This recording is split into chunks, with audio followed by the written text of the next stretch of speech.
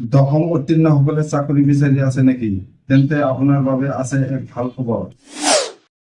ভাৰতীয় ডাক বিভাগে হাইস্কুল শিক্ষান্ত পৰীক্ষাত উত্তীৰ্ণ সকলৰ বাবে নিযুক্তি প্ৰক্ৰিয়া আৰম্ভ কৰিছে।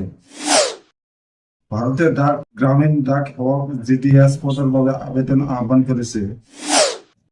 এই নিযুক্তি প্ৰক্ৰিয়াৰ যোগেদি ডাক বিভাগে মুঠ 21,413টা পদ পূৰণ কৰিব।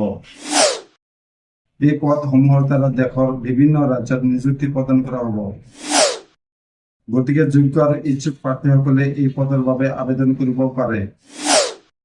10 ফেব্ৰুৱাৰীৰ পৰা আৰম্ভ হোৱা এই আবেদন প্ৰক্ৰিয়া 3 মাৰ্চলৈ চলিব।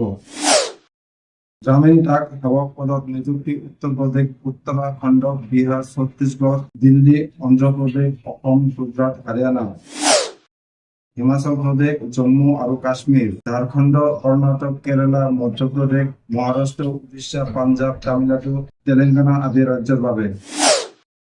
আবেদন কৰাৰ পাছত 6 মাৰ্চৰ পৰা 8 মাৰ্চলৈ প্ৰপত্ৰটো সংশোধন কৰিব পাৰিব। আবেদন কৰা প্ৰাৰ্থীসকল স্বীকৃতিপ্ৰাপ্ত শিক্ষানুষ্ঠানৰ পৰা দশম উত্তীৰ্ণ হ'ব লাগিব।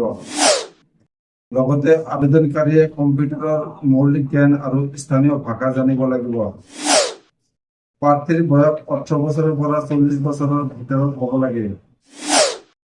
OBC প্ৰাৰ্থীক বয়সৰ ক্ষেত্ৰত 3 বছৰৰ ৰেহাই। অনুসূচিত জাতি জনজাতি বিভাগৰ প্ৰাৰ্থীৰ বাবে 5 বছৰ আৰু সক্ষম প্ৰাৰ্থীৰ বাবে 10 বছৰ ৰেহাই দিয়া হৈছে। সাধাৰণ আৰু OBC প্ৰাৰ্থীসকলে এই পদৰ বাবে আবেদন কৰিবলৈ 100 টকা মাচুল দিব লাগিব। ইয়াৰ বিপৰীতে সংৰক্ষিত শ্ৰেণীৰ লোকে কোনো মাচুল দিব নালাগে। প্ৰাৰ্থীক ভাৰতীয় ডাকৰ অফিচিয়েল ৱেবছাইট indiapost.gds.online.gov.in ত যাওক।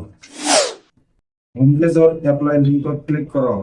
পঞ্জীয়ন কৰি আবেদন পত্ৰ পূৰ কৰক।